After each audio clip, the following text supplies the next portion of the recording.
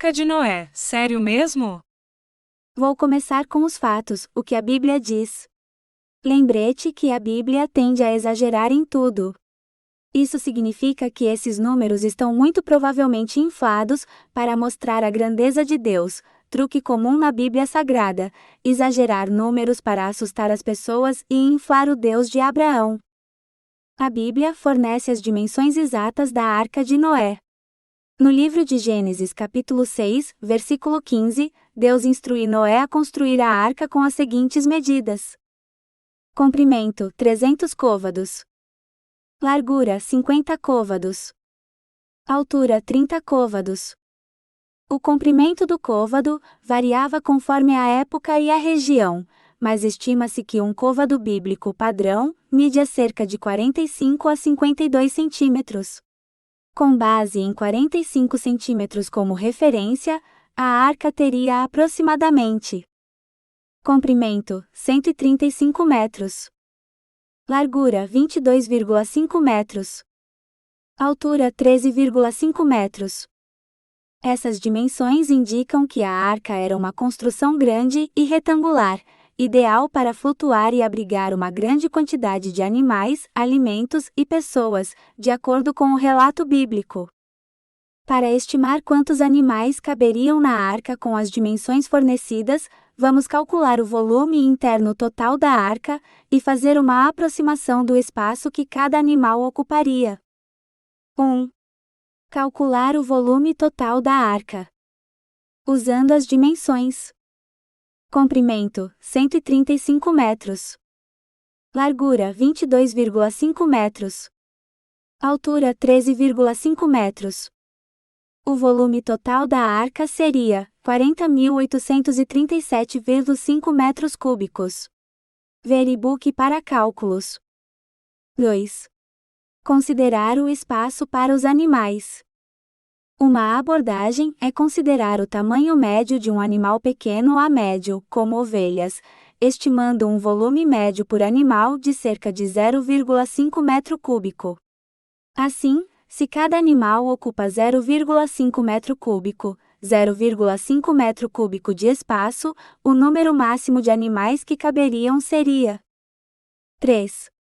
Ajuste para armazenamento e pessoas. Considerando que parte da arca precisaria ser usada para armazenar alimento, água, e fornecer espaço para Noé e sua família, um ajuste razoável seria reservar cerca de 30% do espaço para esses usos. Isso nos deixaria com 70% do volume total para os animais. Conclusão: aproximadamente 57 mil animais de tamanho médio poderiam teoricamente caber na arca, considerando esses ajustes. É importante lembrar que isso é uma estimativa simples e aproximada, já que a arca teria que acomodar animais de tamanhos variados e diferentes requisitos de espaço. Vamos voltar nisso, mas para começar, podemos confrontar essa embarcação com a realidade, ver tabela no e-book. Observações sobre a comparação. 1.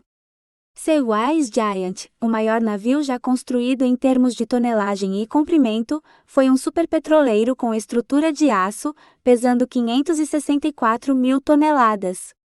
A arca, em comparação, teria um volume muito menor e seria feita de madeira, tornando improvável que fosse viável transportar cargas pesadas ou se manter estável em condições de mar.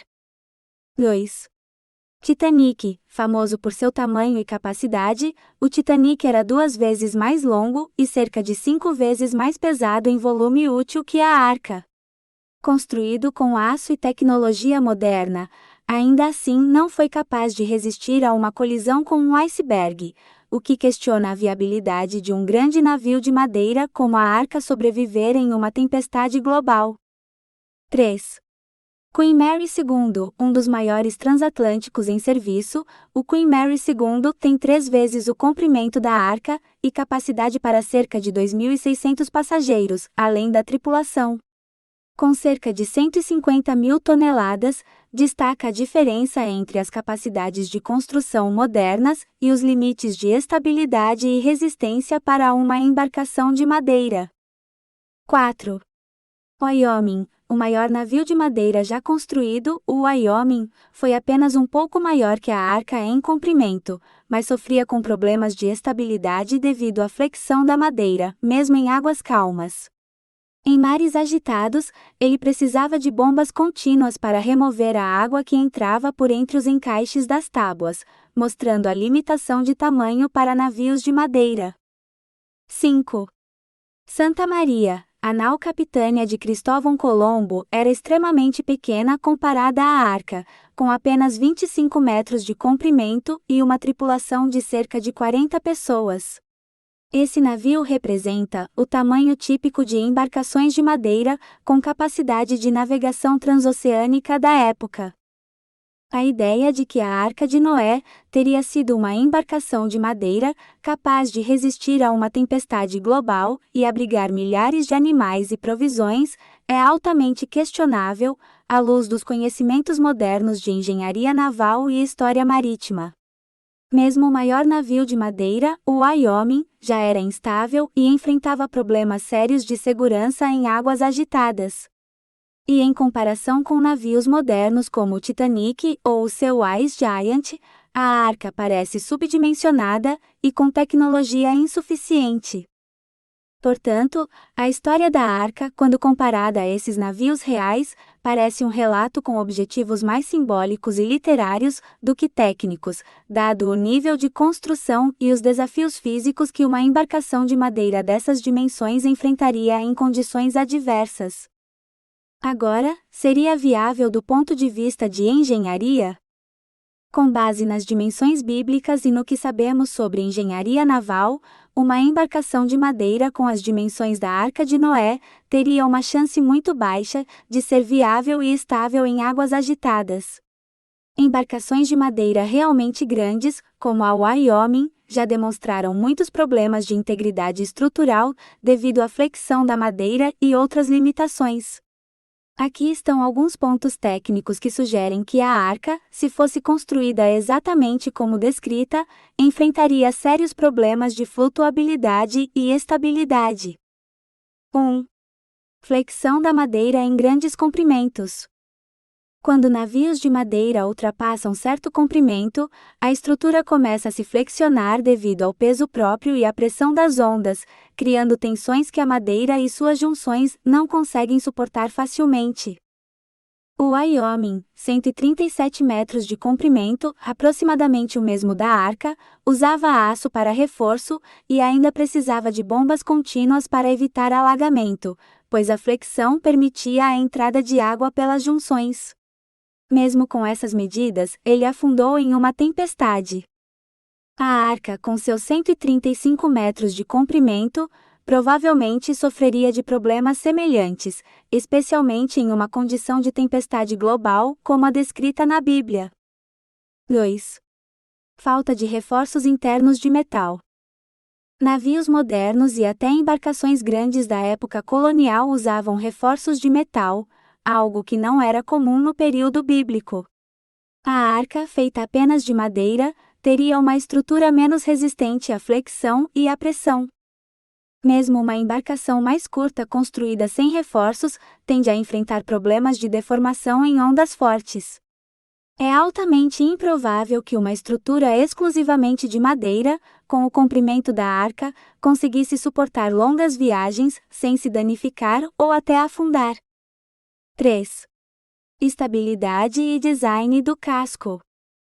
As dimensões da Arca, retangulares e semelhantes a uma caixa, não são ideais para flutuação estável.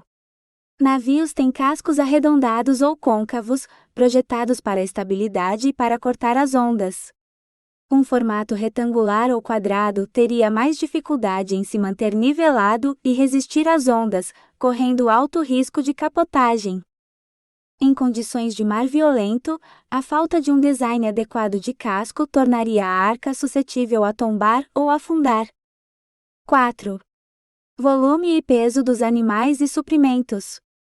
O peso de milhares de animais, pessoas e suprimentos colocaria uma enorme carga sobre uma estrutura de madeira dessas dimensões, agravando o problema da flexão e da resistência.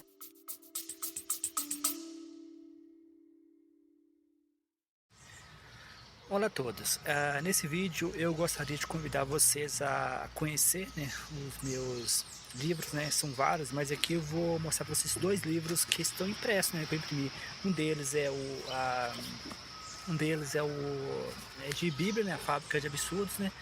Esse livro basicamente fala da história de Jesus visto de um ponto de vista cético, né, visto de um ponto de vista de teoria da evolução. Então eu queria convidar vocês a conhecer o livro, né? O livro faz uma análise da história de Jesus, mas sempre pensando do ponto de vista cético, né? E sempre pensando do ponto de vista de que a história de Jesus foi uma história construída com um objetivo muito parecido com personagens de quadrinhos, como Wolverine, Superman. São personagens que são criados em momentos específicos da história, né? No caso do Superman, foi uma depressão nos Estados Unidos. Nós temos Jaspion, todos esses personagens que são criados por culturas como a japonesa, em momentos de dificuldade. Jesus foi muito possivelmente criado em um momento difícil no Império Romano, no qual havia muita repressão da parte do Império Romano. Então, um convite para vocês conhecer.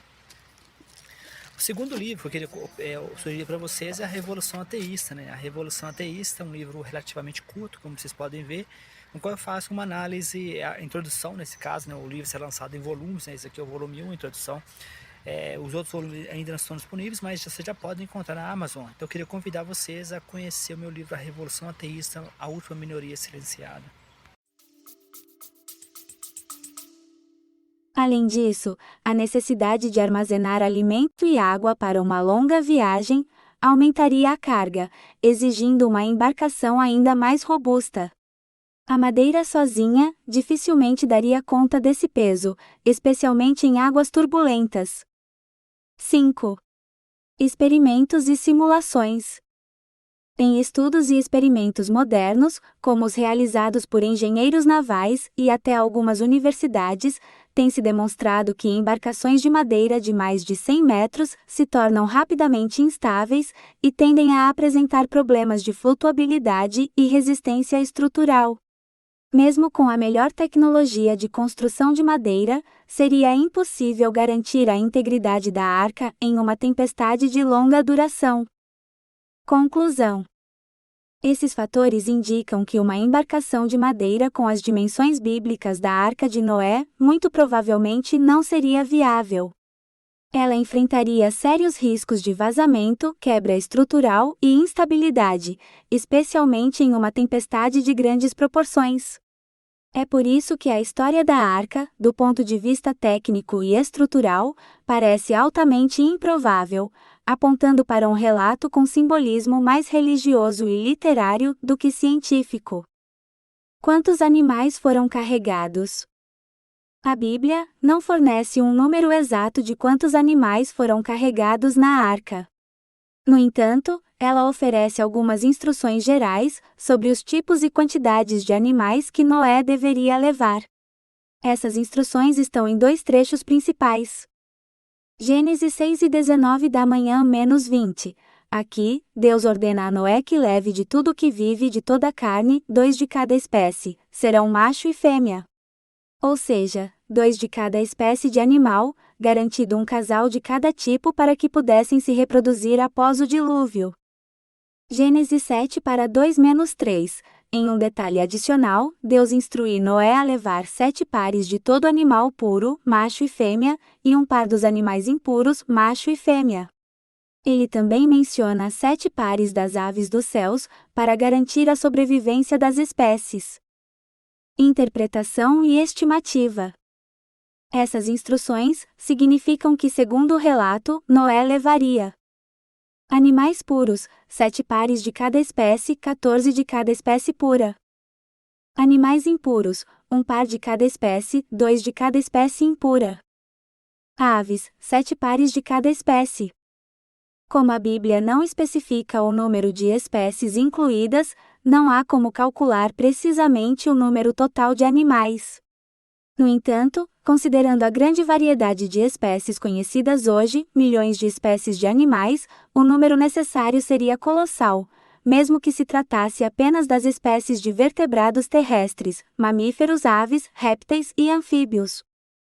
A história da Arca de Noé é uma das narrativas mais conhecidas e debatidas da Bíblia. Desde a infância, muitos de nós ouvimos sobre o grande dilúvio e a arca que salvou Noé, sua família e uma miríade de animais. Mas ao olharmos mais de perto, algumas perguntas inevitavelmente surgem.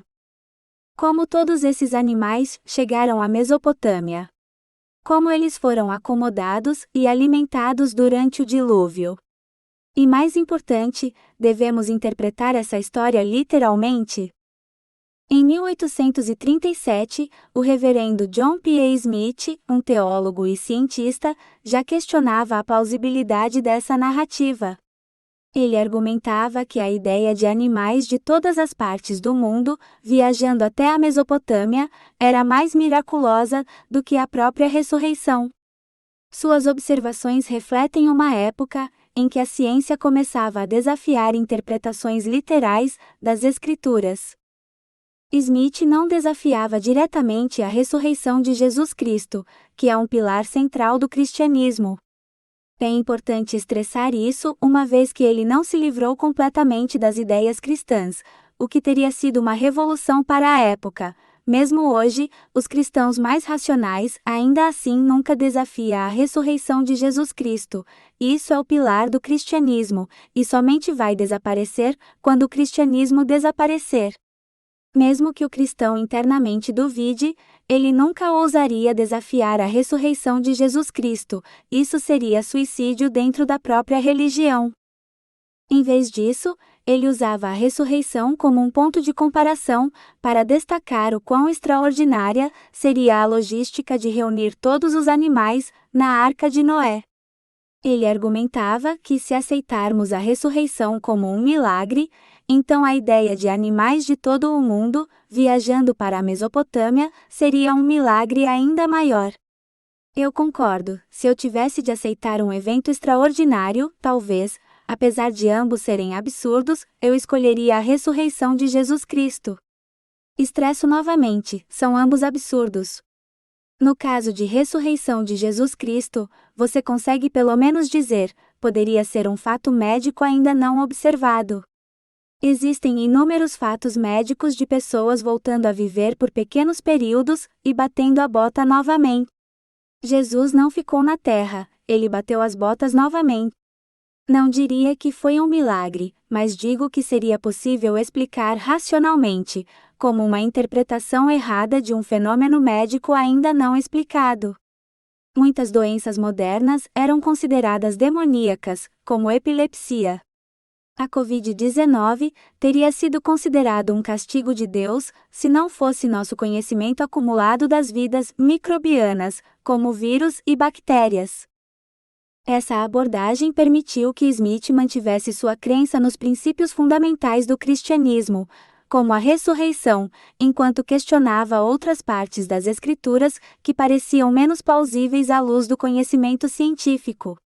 Ele acreditava que a fé e a razão poderiam coexistir, e que a Bíblia poderia ser interpretada de maneiras que fossem compatíveis com o conhecimento científico da época. Neste capítulo, vamos explorar essas questões com um olhar crítico e investigativo. Meu objetivo é desacreditar a fé como bússola para o mundo real, e incentivar o pensamento crítico e a análise racional dos textos bíblicos. Ao questionarmos e examinarmos essas histórias, podemos encontrar um equilíbrio entre fé e razão, e talvez descobrir novas formas de entender e apreciar essas antigas narrativas. Devo estressar, estou dizendo que fé deve ser mantida como crença pessoal, nunca como forma de enxergar o mundo, trabalho dos cientistas e curiosos, nunca de fé, de narrativas mitológicas como a Bíblia. Eu não acredito que existe uma forma de fé e ciência conviverem, exceto a fé, sempre sabendo seu lugar, como crença meramente pessoal, e sempre abaixando a orelha quando a razão falar. Fé não é razão, nem deve ser usada como alternativa. A história do Seawise Giant, também conhecido como Happy Giant Jara Viking Knock Nevis, E, Mont. é um testemunho da engenharia naval e da resiliência humana. Construído entre 1974 e 1979 pela Sumitomo Heavy Industries em Yokosuka, Japão, este gigante dos mares mediu impressionantes 458,45 metros de comprimento e 68,6 metros de largura. Com um deslocamento total de 657.019 toneladas quando totalmente carregado, o Seawise Giant. detém o título de maior navio já construído. Usando IA para fazer um cálculo bem aproximado e grotesco. Olá pessoas, aqui é a Mari e eu estou feliz porque ganhei um livro do professor Jorge Pires. Ele é doutor, é escritor e também tem um canal aqui, no YouTube que vocês podem acessar. Vou deixar o link aqui na descrição do meu vídeo que eu vou fazer falando um pouquinho assim a respeito desse livro, porque eu acabei de receber de presente, então eu não li ainda, Porém, dá para ter uma ideia, do que fala o livro. Obviamente, só dando uma olhada assim a gente já sabe. É sobre ateísmo. Já amei. Aí tá escrito assim, ó. A revolução ateísta, a última minoria silenciada. A luta por liberdade de pensamento em um mundo pós-religioso. É volume 1. Introdução. Subentende-se então que tenha outros volumes, Volume 1. Ganhei o primeiro! Ganhei o primeiro, a introdução. E, enfim, eu adorei, Porque já deu pra notar aqui que ele vai dar uma ênfase na Madeleine O'Hare, É de 2025, desse ano. Tem assim, nota aos leitores, escuta. Este livro é uma obra em constante movimento, assim como uma startup. Ele nasce imperfeito, mas cheio de propósito. Publico sabendo que pode conter erros de digitação, estrutura ou pensamento, mas prefiro correr o risco de provocar o debate agora do que esperar uma versão perfeita que talvez nunca venha. Gostei disso. Se você encontrou um erro, uma contradição ou teve um insight, escreva para mim. Cada comentário recebido é como uma linha de código a mais na evolução desta ideia. Afinal, livros são menos monumentos e mais ferramentas. Muito bom. Aí tem aqui o contato dele, Para quem quiser escrever, super acessível, uma pessoa acessível, muito legal isso. Em homenagem à memória de Madeleine O'Hare, pela coragem em defender o ateísmo nos Estados Unidos. Aí o palavreado, mas pense numa mulher foda. Os Estados Unidos não merecia ela, sendo bem honesta. Pela coragem, deixa eu reler, Em homenagem à memória de Madeleine O'Hare, pela coragem em defender o ateísmo nos Estados Unidos, por uma vida inteira em torno da causa dos ateístas, a última das minorias, título de um dos seus livros. Sim, aí o conteúdo está escrito assim, prefácio, preliminares contextualização, introdução ateísmo e Madeleine O'Hare, e sobre Jorge Guerra Pires, que é o escritor do livro. Aí tem uma nota aqui no final do livro, na contracapa, que eu gostaria de ler para vocês, e aí eu acabo o vídeo, tá bom? Escuta. Atualmente, os ateus já chegam a 10% da população mundial, contudo, no Brasil esse número fica em torno de 1%. Em um mundo cada vez mais plural, ainda enfrentamos problemas com a diversidade de pensamento. O maior obstáculo brasileiro é o cristianismo, com visões dogmáticas e um passado bem obscuro. A igreja ainda exerce força no coletivo, impedindo que o ateísmo cresça. Olha aqui a foto dele. Mas eu vou deixar aqui o link do canal dele para vocês acessarem com facilidade. Então já deu para perceber que é um livro super interessante. Tem ele para vender na Amazon. Hoje foi a indicação do livro sobre ateísmo do professor Jorge Pires para vocês, tá? A Revolução Ateísta, a última minoria silenciada. Para vocês, um cheiro e até a próxima. Tchau!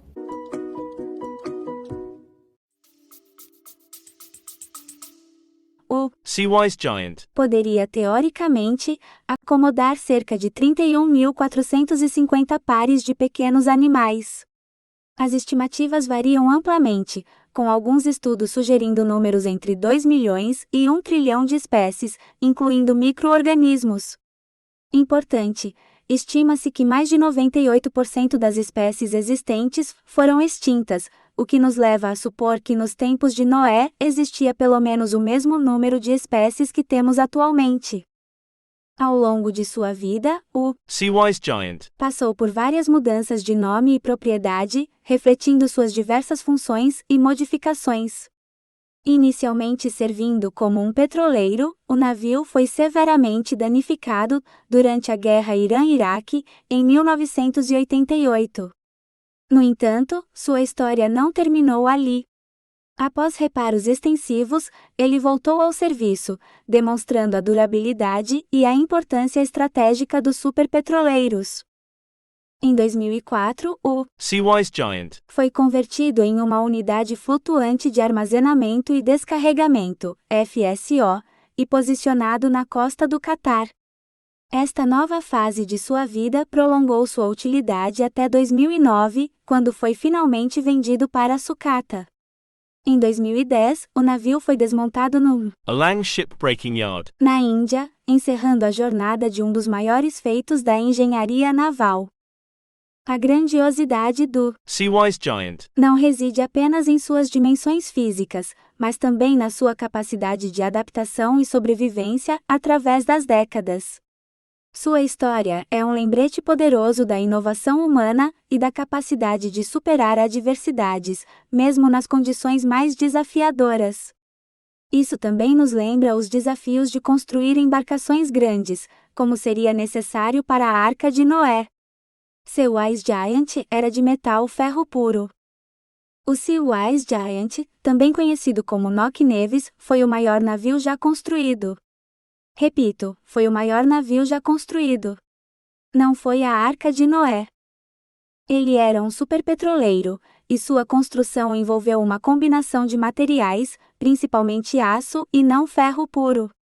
O aço é uma liga de ferro e carbono, que oferece maior resistência e durabilidade, essenciais para suportar as enormes cargas e condições marítimas adversas que o navio enfrentava. A história da Arca de Noé, encontrada na Bíblia, e o relato do dilúvio na Epopeia de Gilgamesh, uma das mais antigas obras literárias conhecidas, compartilham notáveis semelhanças, como basicamente todo o texto bíblico com narrativas comuns na época da provável escrita dos textos bíblicos.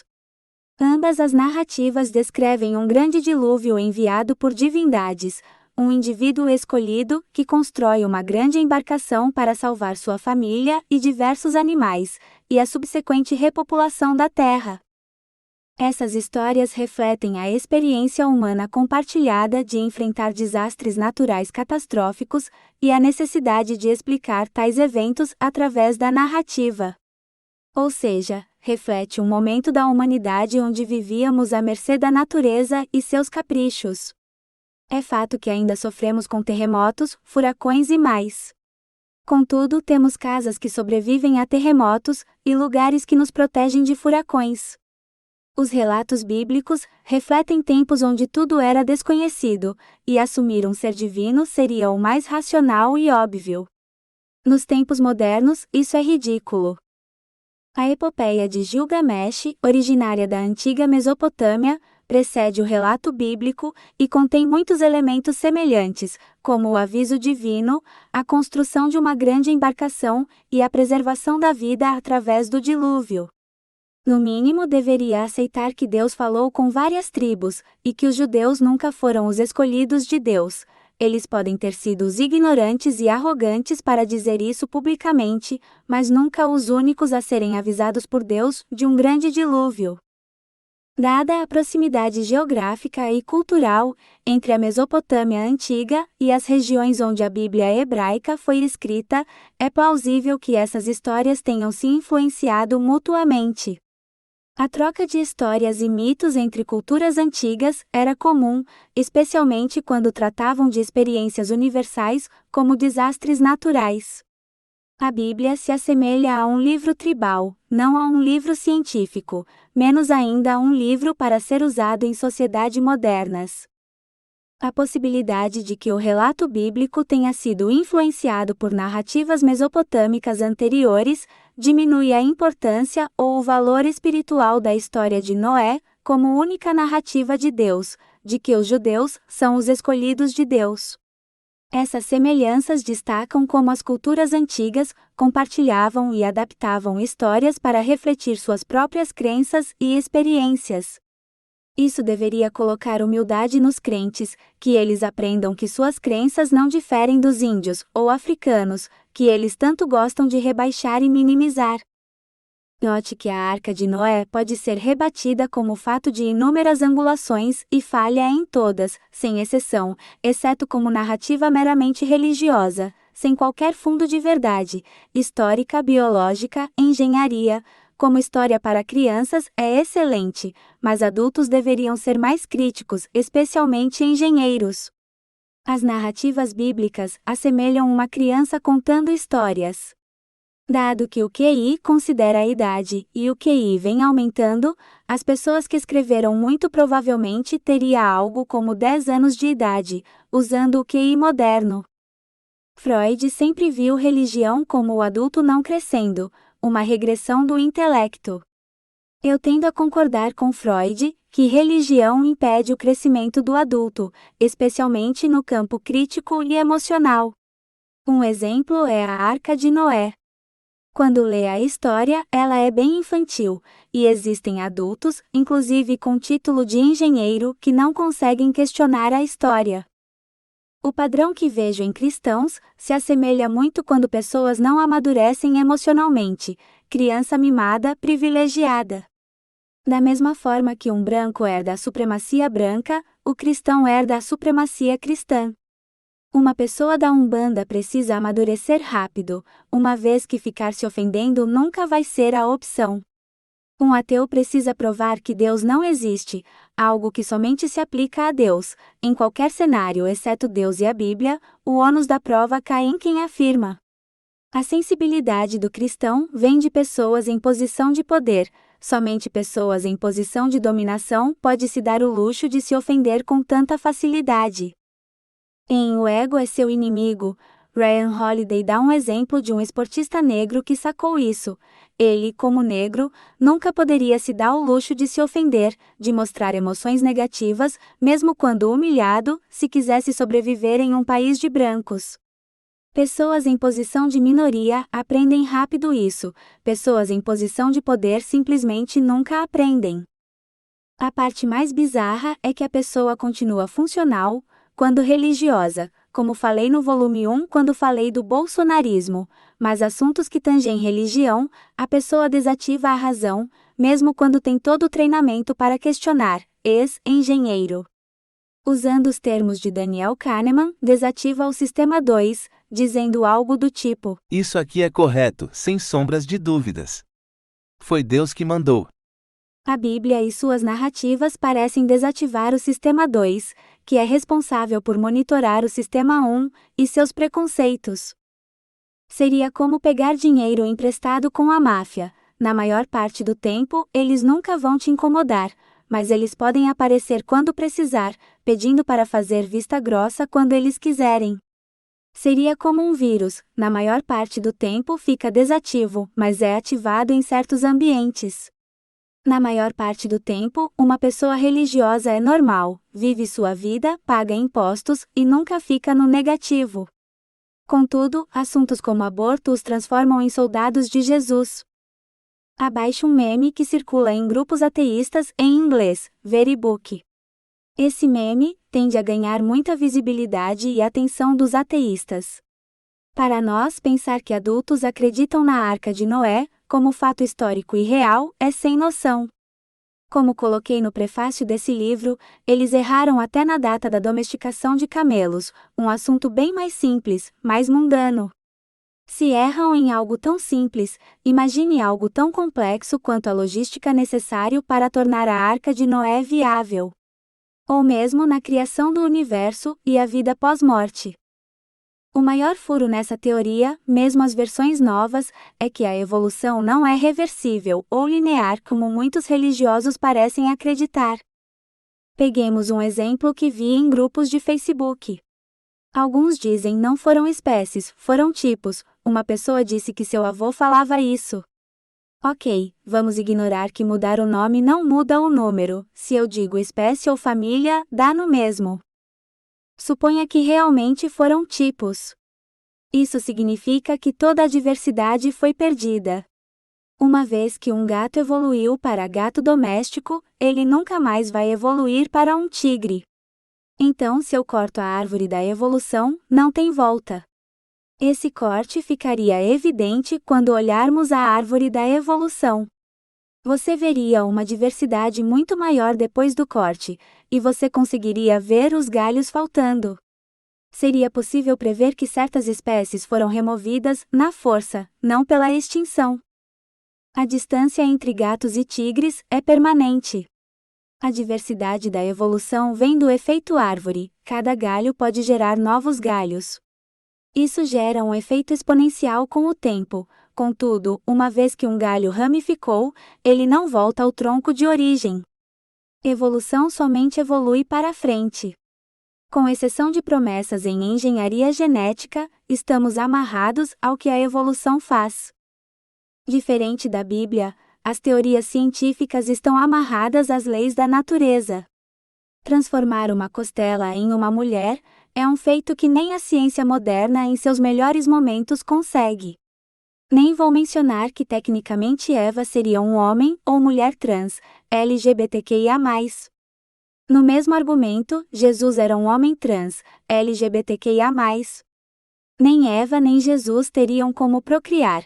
Os dois não somente faltariam riqueza genética, como também faltariam o cromossomo que define a sexualidade. No caso de Jesus, seria impossível, ele teria uma hélice de DNA, não teria a segunda que vem de homens, o que o torna impossível como organismo vivo. Existe sempre a possibilidade de que houve sim um homem, que ninguém ficou sabendo. E no caso de Eva, Deus pegou uma mulher aleatória e jogou nos braços do então virgem Adão, que vivia sozinho zangando pelos cantos. Na Bíblia, a história do dilúvio é encontrada no livro de Gênesis, capítulo 6 a 9. Especificamente, em Gênesis 7:21 da manhã-23, é mencionado que todas as criaturas que tinham o fôlego de vida, narinas, e viviam em terra firme pereceram no dilúvio. E expirou toda a carne que se movia sobre a terra, tanto de aves como de gado e de feras, e de todo réptil que se arrasta sobre a terra, e todo homem. Tudo o que tinha fôlego de espírito de vida em suas narinas, tudo o que havia em terra seca, morreu. Gênesis 7:21 da manhã-22. Vou ignorar as bizarrices dessa fala, que são muitas, para não perdermos o foco. Como exemplo, sapo não tem somente narinas, respira pela pele também. Os sapos possuem narinas, mas também respiram pela pele. Eles têm um sistema respiratório duplo, pulmonar e cutâneo. Isso significa que, além de usarem os pulmões para respirar, eles também podem absorver oxigênio diretamente através da pele, um processo conhecido como respiração cutânea.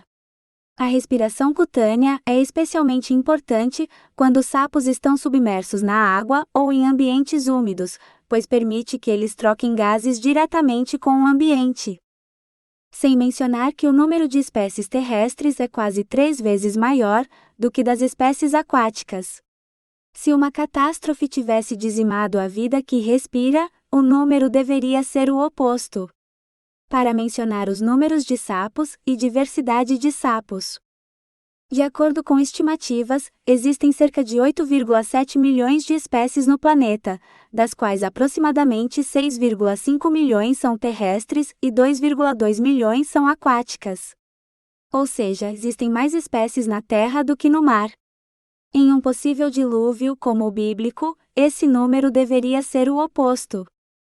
A vida na Terra é amplamente aceita como tendo começado no mar, com os primeiros organismos surgindo em ambientes aquáticos há cerca de 3,5 a 4 bilhões de anos. Esses primeiros seres vivos evoluíram e se diversificaram, eventualmente colonizando ambientes terrestres. A transição da água para a terra foi um marco importante na história evolutiva da vida. Muitas espécies como sapos ainda mantêm uma vida dupla, outras como tartarugas, cobras e jacarés são mais terrestres mas conseguem viver na água. Isso significa que essas espécies seriam maioria, uma vez que sua habilidade de viver tanto na água quanto na terra seria uma vantagem durante o Grande Dilúvio. Existem poucas espécies com essa habilidade. Hoje, observamos uma maior diversidade de espécies terrestres em comparação com as aquáticas. Isso pode ser explicado por vários fatores.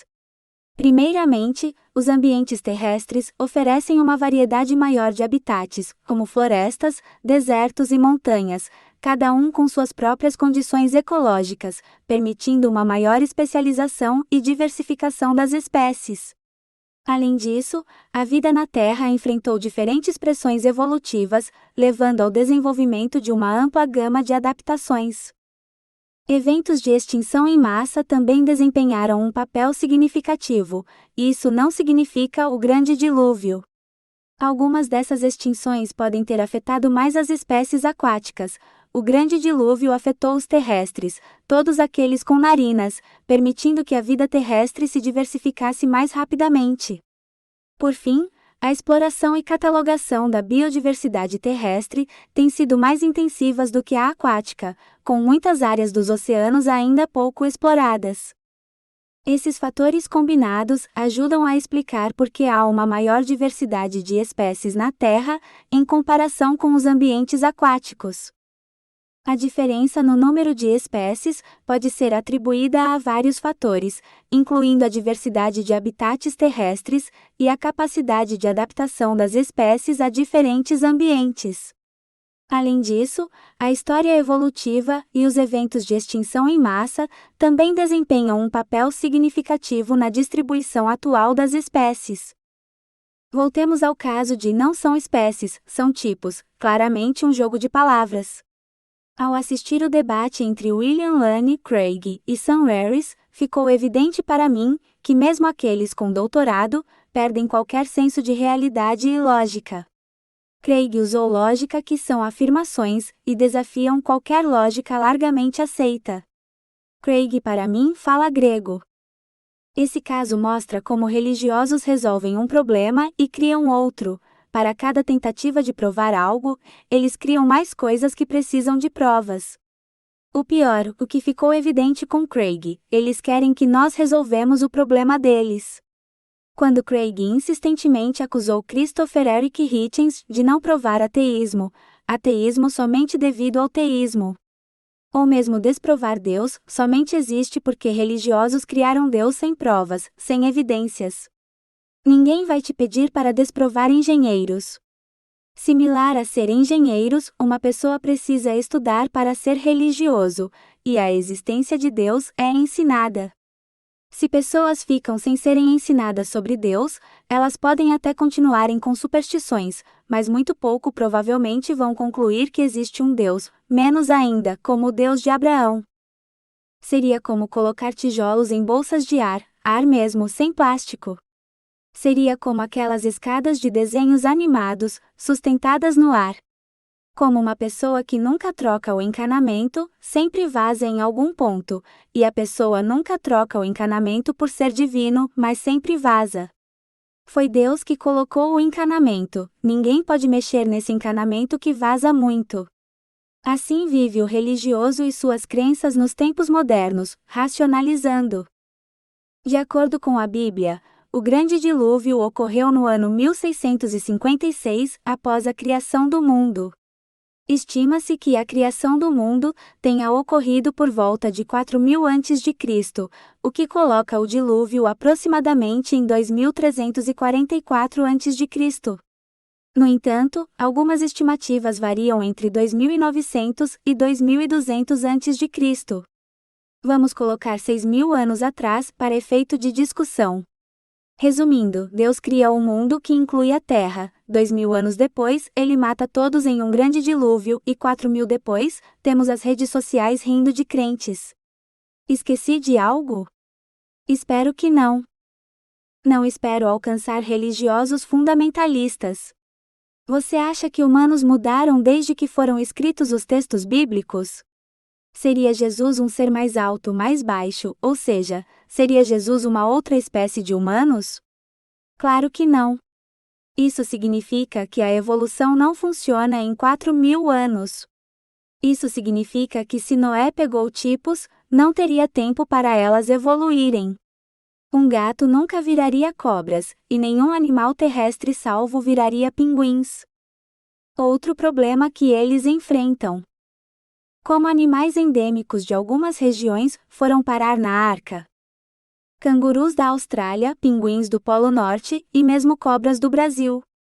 Eles dizem, mas era tudo junto, apelando para a teoria das placas tectônicas. 2 problemas. A velocidade das placas não daria em 4.000 anos. Se fosse, quando voasse para a Europa com 20 anos, e se fizesse o mesmo voo com 30 anos, seria evidente o tempo de voo, a diferença. O fato de uma espécie ser do Brasil não significa que seja igualmente distribuída em todo o território. Muitas espécies são endêmicas. Somente no Brasil, uma viagem Minas Gerais até o Rio de Janeiro são 5 a 8 horas usando o transporte moderno. A Bíblia não fornece uma data exata para a criação do mundo em termos de anos. No entanto, alguns estudiosos bíblicos, baseando-se nas genealogias e cronologias encontradas na Bíblia, estimam que a criação do mundo tenha ocorrido por volta de 4.000 a.C. A criação da Terra, segundo a Bíblia, é parte do relato da criação do mundo no livro de Gênesis. De acordo com a cronologia bíblica, a criação da Terra também é estimada em torno de 4.000 a.C., coincidindo com a criação do mundo. Lembrete, a Terra veio primeiro, o Sol veio depois, ficamos pelo menos 4 dias sem luz, muito parecido com a CEMIG em Minas Gerais. Isso significa vida na Terra sem Sol, sem a fonte de energia de fotossíntese que fornece alimento a todos. Essas estimativas são baseadas em cálculos feitos a partir das idades dos patriarcas, mencionados no livro de Gênesis. É importante notar que essas datas são interpretativas e podem variar entre diferentes tradições e estudos. Contudo, nenhuma que eu tenha conhecimento coloca o mundo como milhares de anos, ou a ordem correta da criação do universo, terra, vida e sol. Na mitologia chinesa, o Grande Dilúvio é uma narrativa que destaca não apenas a devastação causada pelas águas, mas também a engenhosidade humana em superá-la. O mito de Gan, Yu, que descreve a luta contra uma inundação catastrófica do Rio Amarelo, é um exemplo notável de como a engenharia e a gestão hídrica foram cruciais para a sobrevivência e prosperidade da civilização. Isso feito por humanos, nada de mágica e um Deus que causou tudo, e depois ainda sai bem na fita como bondoso. Yu o Grande, o herói da história, não enfrentou o desafio sozinho. Quando eu ouvia a história de Noé, eu jurava que ele era o herói, similar à chinesa, de um homem defendendo a humanidade de um Deus covarde. Eu mantive essa visão positiva de Noé, até iniciar meus estudos que gerou esse livro. Um dia comecei a pesquisar, pensando em Noé como o herói da história, e fiquei sem entender nada. Noé ficou do lado de Deus. Isso nunca daria um filme de Hollywood. Superman abriu mão de sua família para defender a Terra. Em um dos filmes, Superman quebra o pescoço do General Zod que queria testar até que ponto Clark Kent, Kal-El, iria com sua fidelidade a humanos. Ao se incapaz de parar o raio mortal do General Zod, ele toma a decisão de matar o general, que era sua única família de verdade. Esse tipo de problema aparece na filosofia, e tem sido inclusive fruto de experimentos. Como exemplo, um experimento famoso, pessoas precisam decidir se desencarrilham um trem matando todos no trem para salvar uma pessoa no trilho. O experimento envolve 2 cenários, um com uma pessoa com nome similar à pessoa que decide, e outro com nome de alguma nação historicamente inimiga. Eles até acharam um hormônio expressado no momento da decisão, seria o hormônio da camaradagem. O dilema do trem É um experimento clássico da ética que explora as complexidades das decisões morais, sem apelar para divindades. Em uma variação moderna, os participantes devem decidir entre desviar um trem desgovernado para salvar 5 pessoas, sacrificando uma pessoa no outro trilho. Este experimento inclui 2 cenários, um onde a pessoa no trilho tem um nome similar ao do decisor, e outro onde o nome é de uma nação historicamente inimiga. Estudos revelam que esses fatores emocionais e sociais influenciam significativamente as decisões. Além disso, a descoberta de um hormônio, possivelmente a ocitocina, expressado durante a tomada de decisão, sugere que nossas escolhas morais são profundamente afetadas por respostas biológicas e emocionais. Este experimento ilustra como a moralidade humana é moldada por uma complexa interação de fatores racionais e emocionais. Uma das discussões mais comuns com Craig versus ateístas como Harris e Hitchens gira em torno disso. Ao passo que pessoas como Harris e Hitchens assumem que podemos construir moral como sociedade, Craig insiste que precisamos de Deus, de uma figura externa, superior e transcendente. Isso mostra que nossa moral pode ter evoluído, como qualquer outro sentimento de certo e errado. William Lane Craig argumenta que a moralidade objetiva requer uma base transcendente, ou seja, Deus, para ser verdadeiramente universal e obrigatória. Sem essa base, ele acredita que a moralidade se torna subjetiva e relativa. Por outro lado, ateístas como Sam Harris e Christopher Hitchens defendem que a moralidade pode ser construída e sustentada pela razão e pelo consenso social, sem a necessidade de uma figura divina. Eles argumentam que a moralidade evoluiu como um mecanismo para promover a cooperação e o bem-estar dentro das sociedades humanas. Essa divergência ilustra como diferentes perspectivas filosóficas e teológicas podem influenciar nossa compreensão do certo e errado, e como a moralidade pode ser vista tanto como um produto da evolução, quanto como algo que pode ser fundamentado em princípios racionais e empíricos. Um crente foge desses dilemas, como fica evidente no Craig, terceirizando a decisão a Deus, uma figura externa que nunca vai ser responsabilizada por nada, nem mesmo por genocídio de crianças nas barrigas das mães.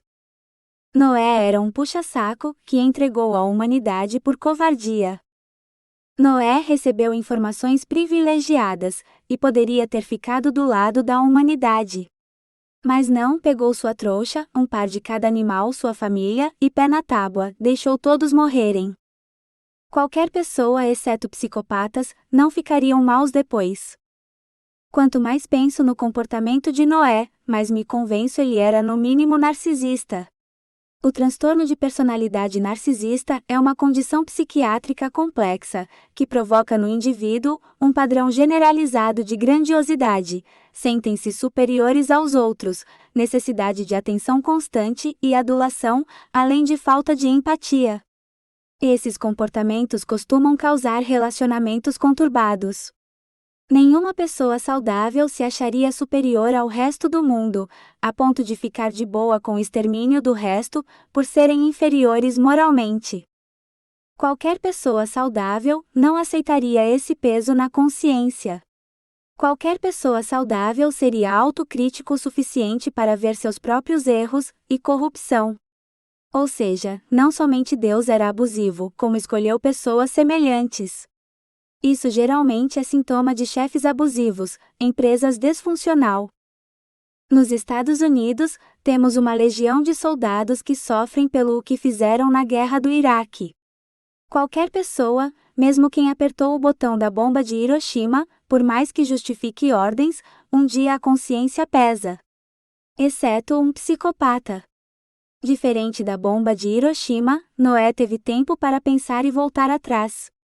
Muitos soldados sofrem com traumas e arrependimentos após a guerra, um fenômeno conhecido como transtorno de estresse pós-traumático, TEPT. Isso mostra como a maioria das pessoas, ao contrário dos psicopatas, são profundamente afetadas pelas suas ações e decisões, especialmente em situações extremas como a guerra. E o contratou engenheiros e trabalhadores especializados para construir um complexo sistema de canais e drenagens. Esses profissionais desempenharam um papel vital ao redirecionar as águas das inundações para o mar, evitando assim a destruição de terras férteis e assentamentos humanos. Note como a história valoriza a inteligência humana. As histórias bíblicas nos lembram sempre que somos merda, diante deste Deus, cujos planos são misteriosos, e cuja bondade está acima de qualquer julgamento racional. Escolas cristãs nos Estados Unidos ensinam submissão incondicional. Seth Andrews, ex-cristão, mostra em palestras como são os materiais dentro das escolas cristãs. No Brasil, bolsonaristas estão tentando passar o homeschooling, primeiro passo para criar a máfia das escolas cristãs no Brasil. No Brasil, felizmente, o ensino é padronizado. O homeschooling permite aos pais tirarem seus filhos da escola e oferecerem um ensino privado e desenhado, com religião no centro. Em uma das histórias, Deus castiga seus filhos por somente olhar na arca, outra arca, não essa de Noé, 1 Samuel 6:19 da manhã-20. Note o constante padrão de castigos, punições, humilhações que o cristianismo carrega, de humilhação da humanidade perante um Deus tirano, que eles acreditam veemente que é bondoso, onibenevolente, independente do que ele faça contra a humanidade. Note a constante mensagem de submissão que o cristianismo nos ensina. A colaboração entre Will e seus engenheiros exemplifica a importância da expertise técnica e da inovação na resolução de problemas naturais. E não de magia. Problemas se resolvem com engenheiros, que não acreditam em Arca de Noé e dilúvio. O tempo que eles ficam rezando, seria o tempo e energia para pensar em uma solução aqui na Terra, nada de milagres.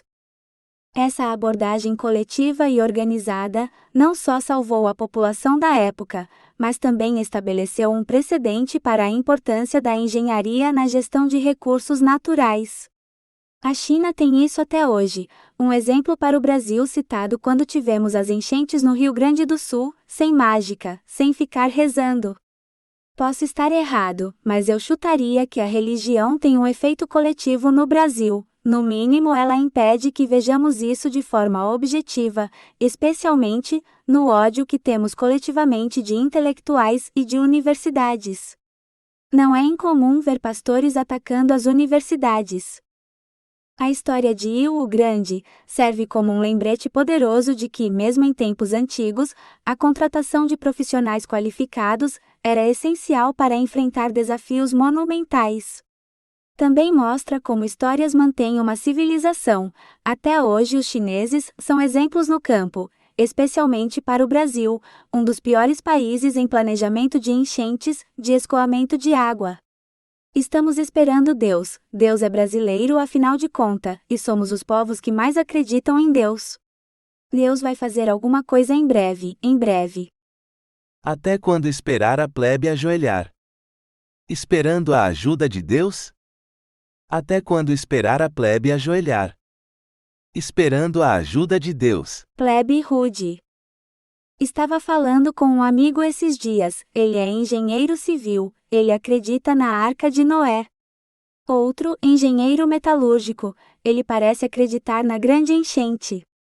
Ambos são evangélicos. Meu amigo engenheiro civil disse: Eles até acharam a arca. Isso é bizarro, uma vez que madeira não sobreviveria esse tempo todo. Somente se fosse de metal, como embarcações modernas. Somente objetos feitos de pedras, ossos e mais, sobrevivem ao tempo. Um dos maiores desafios de datas civilizações antigas, ou mesmo aprender, é que objetos orgânicos frágeis como pele, geralmente não sobrevivem ao tempo.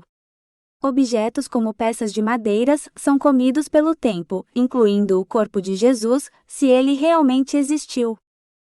Esse é o maior problema de provar qualquer coisa na Bíblia, como a suposta tumba de Jesus. Muitas outras alternativas existem. Até existem relatos dos gregos, dizendo que eles mesmos roubaram o corpo de Jesus.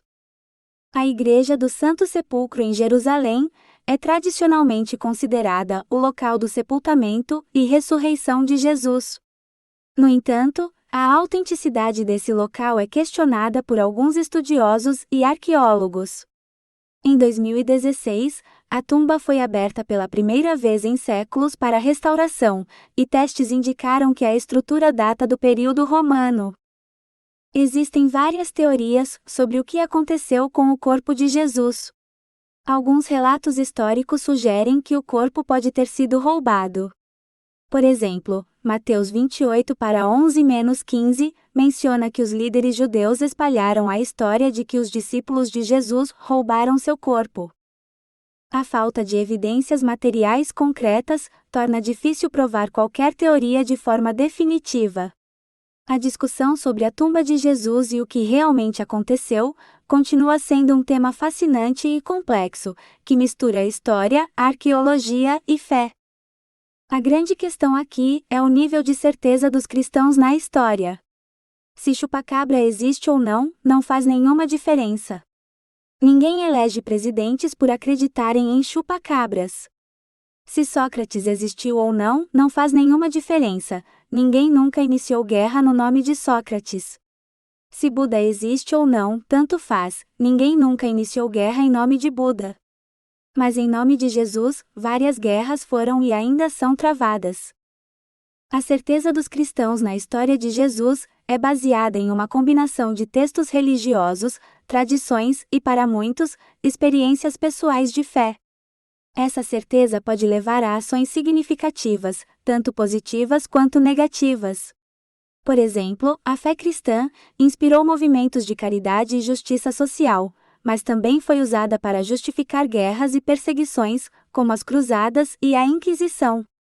Comparando com outras figuras históricas ou mitológicas, como Sócrates ou Buda, é interessante notar que, embora suas filosofias tenham influenciado muitas pessoas, elas não foram usadas da mesma forma para justificar conflitos em larga escala.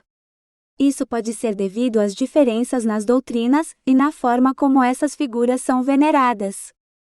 Como Sam Harris estressa, nem todas as religiões são iguais, nem todas as religiões possuem um potencial à violência.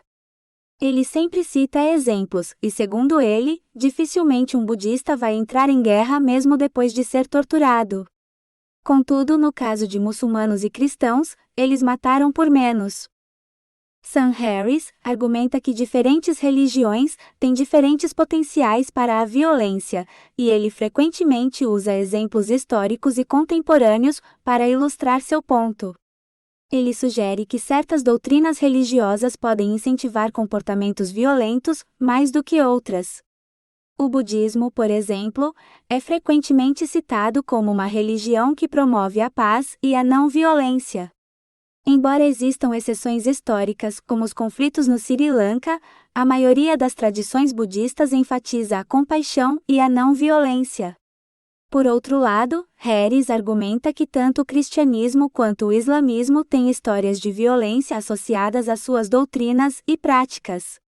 As cruzadas, a Inquisição e certos atos de terrorismo são frequentemente citados como exemplos de violência justificada por crenças religiosas.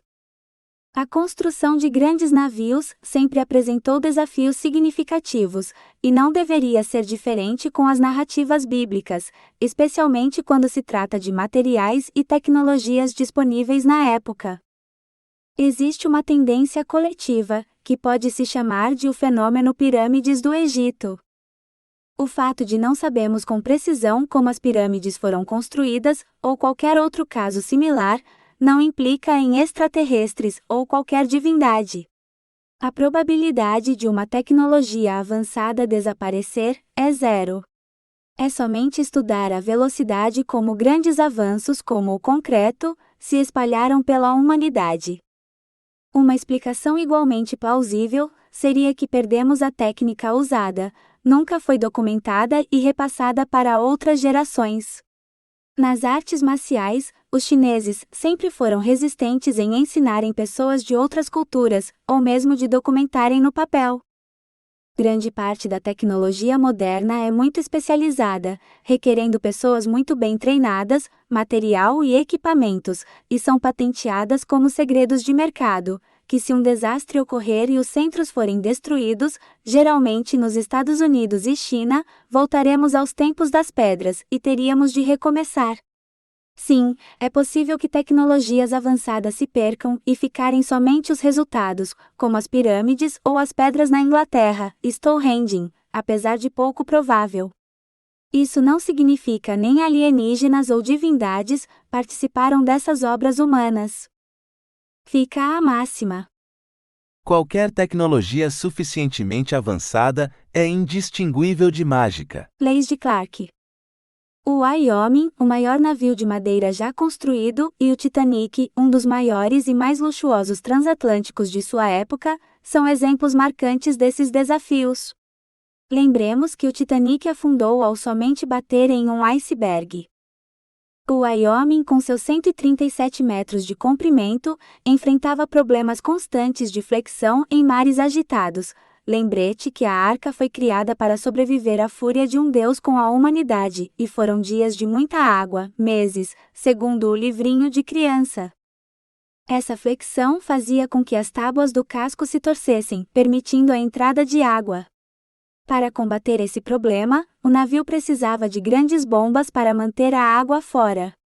Infelizmente, essas medidas não foram suficientes para garantir a segurança do Wyoming em todas as condições. Em 1924, durante uma tempestade ao largo da costa de Massachusetts, o Wyoming sucumbiu às forças da natureza e afundou, resultando na perda de toda a tripulação. E a Arca de Noé carregou animais grandes e pesados, quem sabe até dinossauros por meses, 40 dias e 40 noites, onde uma pomba era usada para saber se Deus havia se acalmado. Por outro lado, o Titanic, construído com aço e equipado com a mais avançada tecnologia da época, enfrentou um destino igualmente trágico. Em sua viagem inaugural em 1912, o Titanic colidiu com um iceberg no Atlântico Norte. A colisão causou danos catastróficos ao casco, expondo vários compartimentos estanques à água do mar. Apesar de suas medidas de segurança avançadas, o Titanic não conseguiu evitar o desastre e afundou, resultando na perda de mais de 1.500 vidas. Ambos os navios, embora construídos com materiais e tecnologias diferentes, ilustram as limitações e os perigos enfrentados na construção de grandes embarcações. O Wyoming e o Titanic são lembrados não apenas por suas grandiosidades, mas também pelas lições aprendidas com suas tragédias.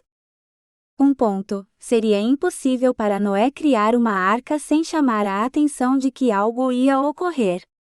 Isso significa que não somente pessoas iriam também construir algo, e pessoas que eram pescadores e mercadores também teriam como sobreviver. Isso mostra mais uma vez a baixa inteligência do Deus de Abraão, que supostamente é sábio, onisciente e mais. Que sua inteligência não pode ser compreendida por nós mortais. Na verdade, estão tentando construir uma, mas estão com dificuldades, mesmo com equipamentos modernos. Existem relatos de que conseguiram, mas todos usam equipamentos modernos, isso inclui guinchos enormes, com um número enorme de pessoas trabalhando. Vamos lembrar novamente que o maior barco feito pela humanidade era japonês, e não teria espaço suficiente para transportar 200.000 animais. Isso viola qualquer lógica de que um bando de pessoas, sem qualquer treinamento moderno, sem metal que precisaria para construir a arca, nem mesmo deixando vestígios se foi usado metal ou algo assim, sem os equipamentos que temos e sem pessoas treinadas, conseguiram fazer isso. Noé recebeu informação privilegiada de Deus, ou seja, ele não poderia sair colocando panfletos recrutando pessoas para ajudarem na construção da arca. Vou explicar a imagem apresentada anteriormente, para efeito de clareza. A imagem apresenta uma comparação fascinante entre o tamanho de diferentes navios históricos e modernos, com a Arca de Noé ao fundo. À esquerda vemos o Santa Maria, seguido pelo Wyoming, Titanic e, finalmente, o imponente Queen Mary II. Este último é destacado com a informação de que pode transportar 4.309 pessoas. Abaixo da Arca de Noé, uma pergunta intrigante é levantada. Mas a Arca de Noé carregava 7,7 milhões de espécies de animais. Essa comparação visual não apenas destaca a evolução da engenharia naval ao longo dos séculos, mas também provoca uma reflexão sobre a capacidade e a escala dessas estruturas. Enquanto os navios modernos como o Queen Mary II são projetados com tecnologias avançadas para maximizar a eficiência e a segurança, a Arca de Noé, segundo a narrativa bíblica, teria sido construída com madeira e ferramentas rudimentares, mas com uma capacidade supostamente colossal. A discrepância entre a capacidade alegada da Arca de Noé e a dos navios modernos levanta questões sobre a viabilidade e a logística de tal empreendimento. Como seria possível acomodar milhões de espécies animais em uma única embarcação de madeira? Essa pergunta nos leva a considerar não apenas os aspectos técnicos, mas também os mitológicos e simbólicos da história da arca. Como isso é possível que pessoas treinadas racionalmente não questionam isso, as gritantes falhas dessa história?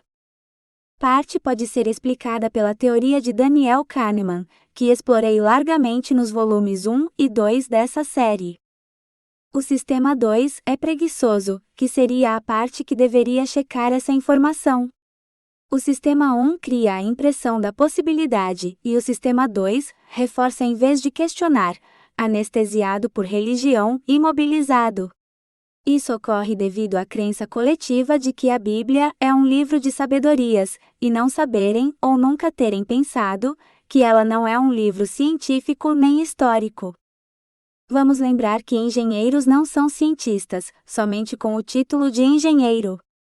Myers dá um exemplo onde um dos maiores defensores e escritores de livros do criacionismo nos Estados Unidos é um médico, Matt Delahunt do podcast The Atheist Experience. e destaca que o seu tio é médico, e ele teve de ignorar seu tio, que era uma das pessoas mais respeitadas na família, no processo de virar ateu ao vir de uma família evangélica fundamentalista. As crenças sobrenaturais têm um efeito profundo e duradouro na maneira como os seres humanos interpretam o mundo ao seu redor. Um estudo interessante sugere que quando uma pessoa é exposta a uma ideia rotulada como sobrenatural ou divina, existe uma tendência maior de aceitação, independentemente da plausibilidade da afirmação. Esse fenômeno pode ser explicado por uma predisposição humana em buscar respostas que transcendam o material, especialmente diante de incertezas, medo ou mistério. O sobrenatural, então, atua como um ponto de ancoragem, oferecendo respostas fáceis e confortantes para questões complexas ou inexplicáveis. Essa tendência é relevante quando analisamos a persistência de crenças em textos religiosos, como a Bíblia, apesar das inúmeras contradições e erros históricos ou científicos que o texto apresenta. Quando alguém internaliza a ideia de que a Bíblia é divinamente inspirada ou que contém a verdade absoluta, a crítica racional, sistema 2 ativado, muitas vezes se torna irrelevante ou até ofensiva. A dimensão sobrenatural envolvida na crença na Bíblia faz com que seus seguidores enxerguem as falhas não como motivos de dúvida, mas como mistérios a serem aceitos ou reinterpretados, os planos misteriosos de Deus. Daniel Dennett em palestra fala isso: na ciência, nós buscamos pessoas que entendem de algo quando não entendemos. Na religião, eles buscam pessoas que não entendem e se orgulham disso. Como gosto de estressar. Imagine uma pessoa ser aprovada no doutorado somente porque ninguém entende o que ele faz. Isso seria a religião, isso seria o mundo científico caso funcionasse na mesma dinâmica da religião. As pessoas seriam respeitadas ao disserem: meu trabalho é misterioso. Daniel Dennett em palestra fala isso: nas ciências, nós buscamos pessoas que entendem de algo quando não entendemos. Mesmo quando ficamos sem entender por ser complexo, ainda assim nos baseamos em pessoas com autoridade, que entendem do assunto, que vivem para estudar o assunto. Na religião, eles buscam pessoas que não entendem e se orgulham disso. Como gosto de estressar. Imagine uma pessoa ser aprovada no doutorado somente porque ninguém entende o que ele faz. Isso seria a religião, isso seria o mundo científico caso funcionasse na mesma dinâmica da religião. As pessoas seriam respeitadas ao disserem: Meu trabalho é misterioso. Isso ajuda a explicar por que, mesmo diante de provas contrárias, muitas pessoas continuam a sustentar essas crenças. Mesmo com erros históricos e admitidos da Igreja Católica, eles ainda acham forma de racionalizar. Mesmo com o Antigo Testamento, mostrando um Deus doente mentalmente, ainda assim acham formas de o colocar como amoroso e bondoso. Por outro lado, essa aceitação do sobrenatural sem questionamento revela um aspecto fascinante da psicologia humana, e assustador ao mesmo tempo: a necessidade de crença e o poder que a atribuição de algo como divino ou sagrado exerce sobre a cognição humana. Isso também revela uma fragilidade do cérebro humano, que vem sendo explorada historicamente e continua sendo explorada mesmo em tempos modernos. O sobrenatural, em sua essência, desafia as limitações naturais da compreensão humana, e por isso, pode ser visto como uma forma de preencher as lacunas da ignorância. Argumento da Ignorância e Deus das Lacunas, ver volume 2 e 3. Isso também abre uma discussão sobre o impacto das narrativas religiosas na maneira como o ser humano molda sua visão de mundo, muitas vezes ignorando evidências empíricas, em prol de uma fé que oferece segurança existencial. Estudos vêm destacando uma tendência que pode ser vista ao longo da história. O sobrenatural, quando aceito como verdade, oferece uma solução simples e atraente, em um mundo que por natureza é caótico e incerto.